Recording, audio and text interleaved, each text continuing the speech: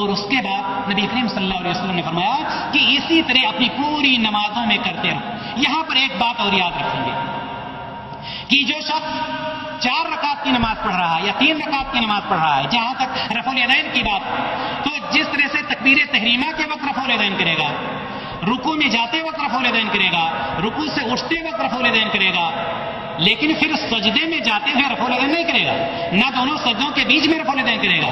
کہاں وہ کرے گا؟ جب دوسری رکعت پڑھ چکا ہوگا اور تیسری رکعت کے لیے کھڑا ہو رہا ہوگا، تب بھی وہ رفع الیدین ہی کر کے نیت باندھے۔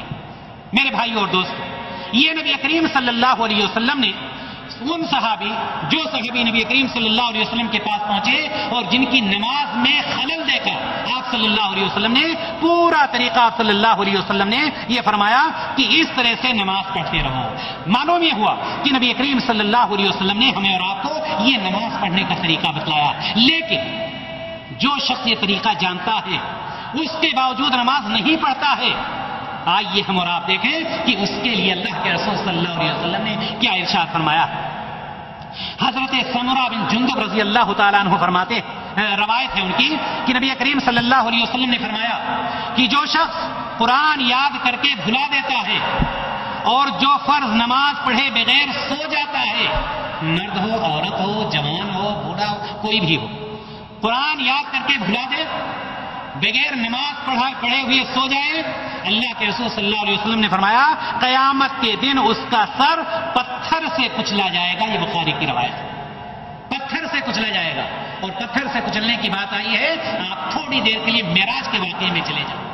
نبی کریم صلی اللہ علیہ وسلم فرماتے کہ مجھے جب معراج کرایا گیا تو بہت ساری چیزیں دکھائی گئی، وہاں پر میں نے یہ بھی دیکھا کہ ایک ایسا شخص ہے جس کو پتھر سے مارا جاتا ہے، اس کا سر چور چور ہو جاتا ہے، اور ابھی وہ شخص پتھر اٹھاتا ہی ہے مارنے والا کہ دوبارہ پھر صحیح ہو جاتا، پھر مارتا، پھر چور چور ہو جاتا۔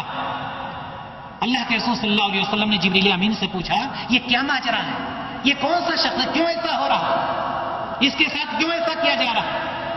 نبی کریم صلی اللہ علیہ وسلم سے جبریل امین نے فرمایا یہ وہ شخص ہے جب نماز کا وقت ہوتا تھا تو اس کا سر بوجھل ہو جاتا تھا، یعنی نماز پڑھنے کے لیے نہیں جاتا۔ میرے بھائی اور دوست، نماز بوجھل ہو جاتا تھا، یہاں کا بوجھ وہاں کس طرح سے ختم کیا جائے گا؟ اسی طرح سے نماز نہ پڑھنے والے کے متعلق نبی کریم صلی اللہ علیہ وسلم نے فرمایا وہ لوگ جو نماز پڑھنے والے ہیں، جو قرآن و حدیث پر عمل کرنے والے ہیں، قیامت کے دن صدیقین کے ساتھ ہوں گے، شہداء کے ساتھ ہوں گے، نیک لوگوں کے ساتھ ہوں گے، نبیوں کے ساتھ ہوں گے، صالحین کے ساتھ ہوں گے۔ لیکن جو نماز نہیں پڑھنے والے ہیں، نبی کریم صلی اللہ علیہ وسلم نے فرمایا وہ کن کے ساتھ ہوں گے جانتے ہیں؟ فرعون کے ساتھ، حامان کے ساتھ، قارون کے ساتھ، ابی بن خلف کے ساتھ۔ یہ کون سے لوگ ہوں گے؟ کیا ان کو جنت میں اونچا سے اونچا مقام دیا جائے گا؟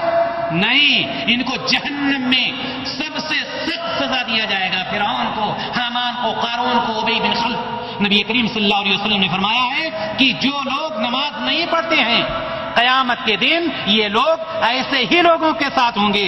اسی طرح سے وہ ہمارے وہ بھائی جو نماز کو جلدی جلدی پڑھ لیتے ہیں، یاد رکھیں کہ اللہ کے رسول صلی اللہ علیہ وسلم نے قرآن مقدس میں تقریباً 80 جگہوں سے زیادہ نماز قائم کرنے کا حکم دیا ہے اللہ تبارک و تعالیٰ نے، اور نبی کریم صلی اللہ علیہ وسلم نے بے شمار حدیثوں میں فرمایا، لیکن نمازیوں کے لیے آ رہا ہے فویل للمصلین الذین هم عن صلاتهم ساہون۔ یہ نمازیوں کے لیے آ رہا ہے، ایک طرف نماز پڑھنے کا حکم اور دوسری طرف یہ آیت ایسے نمازیوں پر اللہ کی مار ہو جو غفلت سے نماز پڑھتے ہیں، اللہ کی مار ہو نمازیوں پر۔ آخر وجہ کیا ہے؟ وجہ یہ ہے کہ ان کی نماز تو پڑھ لیتے ہیں لیکن نماز قبول نہیں ہوتی۔ کیوں؟ یا تو نماز سستی اور کاہلی سے پڑھتے، اور سستی اور کاہلی آپ جانتے ہیں نفاق کی علامت ہے۔ وَإِذَا قَامُوا إِلَى الصَّلَاةِ قَامُوا كُسَالَىٰ، منافقوں کے بارے میں قرآن اعلان کرتا ہے کہ جب یہ نماز کے لیے کھڑے بھی ہوتے تھے بڑی سستی کے ساتھ انگڑائی لیتے ہوئے، جمہائی آ رہی ہے، کسی طرح سے جا کر 1 رکعت 2 رکعت پڑھا اور وہاں سے چلے آئے۔